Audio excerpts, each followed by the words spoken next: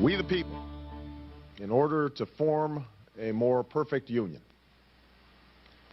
221 years ago, in a hall that still stands across the street, a group of men gathered and with these simple words launched America's improbable experiment in democracy. When Barack Obama began his acclaimed speech of March 18, 2008 on race relations in the United States, he opened with an introduction that established a bond with his audience and prepared them for the rest of Obama's message. Regardless of the speaker and the occasion, speeches need effective introductions and conclusions. I'm Stephen Lucas, author of The Art of Public Speaking. In part one of this video, we'll look at how you can create effective introductions and conclusions for your speeches. The four functions of a speech introduction are, first, to gain the attention and interest of your audience. Second, to reveal the topic of your speech. Third, to establish your credibility and goodwill. And fourth, to preview the body of your speech. A strong introduction is especially crucial because it allows you to create a favorable first impression. A conclusion, on the other hand, is your last chance to drive home your ideas and to create a strong final impression. The two main functions of a conclusion are, first, to let the audience know you're ending your speech, and second, to reinforce the central idea of your speech. Here's an example of a speech introduction. It's from a student presentation titled, The Hidden World of Chili Peppers. Imagine your mouth burning like wildfire, your eyes squirting out uncontrollable tears, and your face red and sweating profusely. Are you sick? No, you just took a bite of a screaming hot chili pepper. Congratulations, you're partaking in a worldwide tradition that has been spicing up lives and diets for thousands of years. My own desire for spicy meals led me to investigate why I get red in the face and salivate over the mere thought of eating a spicy chili. In the process, I've discovered there's a lot more to chili peppers than I'd ever imagined. Today, I'd like to share with you what I've learned about the history of chili peppers, why they can be so spicy, what to do if you eat a too hot pepper, and some of the ways chili peppers are used other than in foods. This is an excellent introduction that fulfills all the functions we discussed earlier. As we'll see next, the conclusion is equally effective. In addition to signaling the end of the speech and reinforcing the central idea, the speaker develops a clever closing line that refers back to one of the points he had made during the speech. Let's take a look. In closing, it's difficult to imagine our lives without the spice added by chili peppers. From their origin in South America to their current popularity around the world, peppers have been used not only to flavor our food, but also to improve our health and personal safety. While it remains to be seen whether or not chili peppers can actually cure baldness, we can be sure this ancient plant will continue to find new uses in our modern age. This introduction and conclusion worked very well. Now, to know what to avoid, here are an introduction and conclusion that did not work so well. They're from a preliminary version of a speech about online security. Okay. Ready? How much do you know about computer security problems? They're really serious, especially for college students like us. You wouldn't believe how many computers are infected and compromised.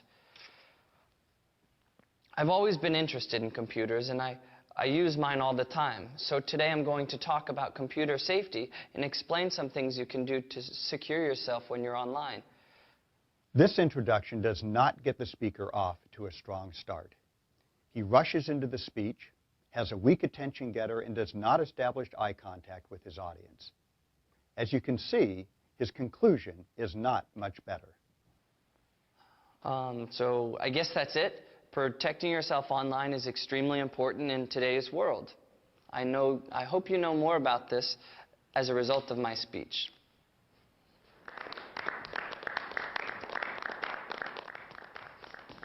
When you work on your introductions and conclusions, remember that you communicate through your body language as well as through your words.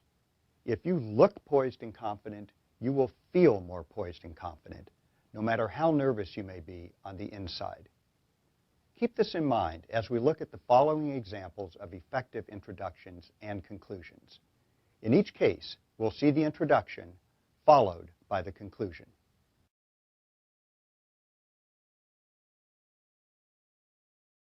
In Seattle, 9 young athletes gathered at the starting line of the 100-yard dash. At the gun, they all started off, not exactly in a dash, but with the desire to run the race to the finish and win. All except one little boy, who stumbled on the asphalt, tumbled over a couple of times, and began to cry. The other runners heard the boy's cry, they stopped, they looked back, then they all went back to the boy's side. Every single one of them. One girl with Down syndrome kissed him and said, "This will make it better." Then all 9 linked arms and walked to the finish line, together. These athletes were not competing on national television. They were not sponsored or idolized, but they were given the opportunity to flourish under the glow of their own spotlight, to feel the brush of the ribbon cross their chests as they ran through their own finish line in their own Olympics, the Special Olympics. Founded in 1968, Special Olympics invited the world to let go of limiting views, unyielding prejudices, and ignorant misconceptions about people with cognitive disabilities, and to embrace the idea that they can be respected, valued, contributing members of society. Just think, one of the kids who ran through that finish line could have fallen into your arms, or maybe one day could be your own child. After working as a volunteer for the Special Olympics and doing additional research for this speech, I'd like to encourage you to become involved as a volunteer for the Special Olympics. We'll start by looking at the need for volunteers. Remember the 9 children I mentioned at the beginning of this speech. Think of their happiness and their support for one another. Think of how much they gained from running in that race. And think of how you can help others experience the same benefits as they strive to fulfill the motto of the Special Olympics. Let me win, but if I can't win, let me be brave in the attempt.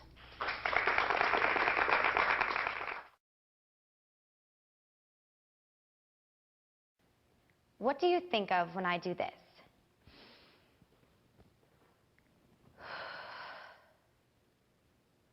If you said yoga, you are absolutely correct.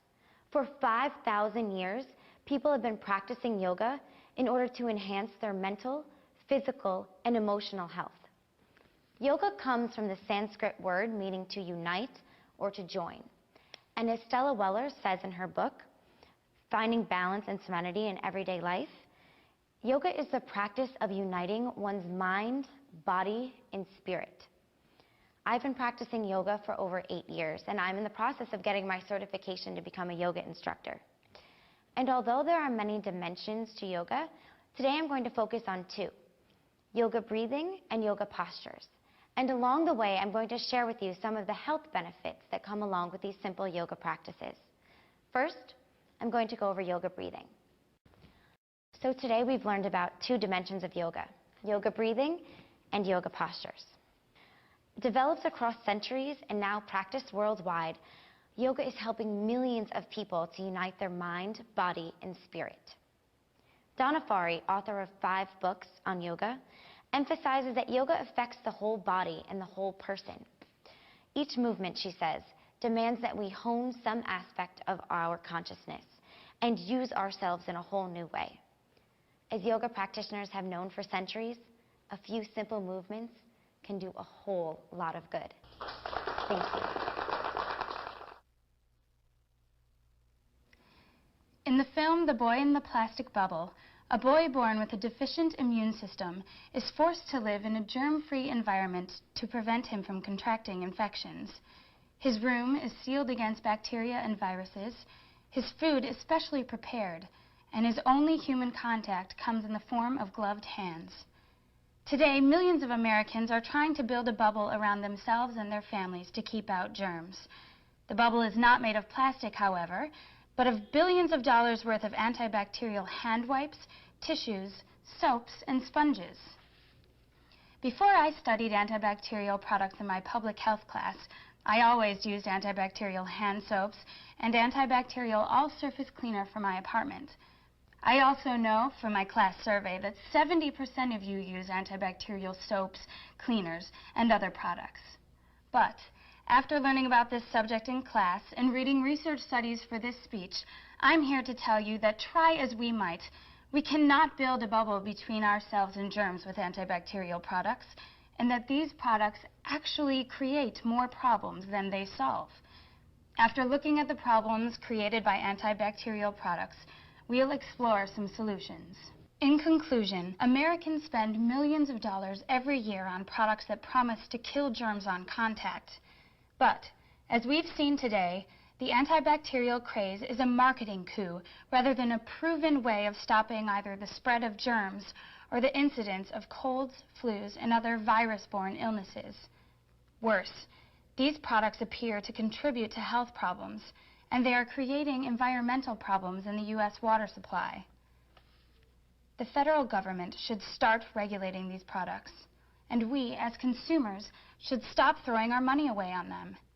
We need to resist the false notion that we can use these products to create a bubble around ourselves to keep out germs and disease. Instead, we can burst the bubble of marketers who are selling us a false bill of goods, and then we can thoroughly wash our hands of the whole mess.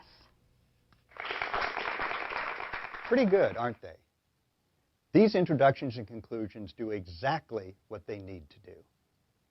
Let's end now by returning to the speech about online security, whose preliminary introduction and conclusion we saw earlier.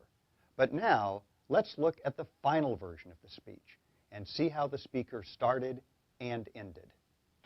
You're at risk. All of us are at risk. And I'm not talking about STDs, global warming, or terrorism. I'm talking about your life online. You are at risk of having your computer taken over so that perfect strangers can read your email, access your bank accounts, pilfer your credit card numbers, and even steal your identity. I've seen this over and over again at my summer job as a computer technician at a nationwide computer store. You wouldn't believe how many computers are compromised and infected.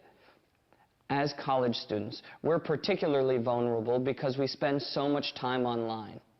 According to David Tatter, manager of Wisconsin's Consumer Office of Privacy Protection, 32% of all identity theft claims are filed by people between the ages of 18 and 29 years old. That's the largest percentage of any age group. Today, I'd like to explain 3 additional steps that experts recommend for online security: using strong passwords, using secure connections, and double-checking links before clicking on them. At the beginning of this speech, I said that you're at risk. And that's true, but you're not helpless. I've shared 3 proven ways to protect yourself: strong passwords, secure connections, and double-checking links. I hope you'll find this information helpful as you fight this endless battle for online security. Much better. As you work on your speeches, concentrate on how you're going to start and how you're going to end. You may find that it also helps with everything you do in between.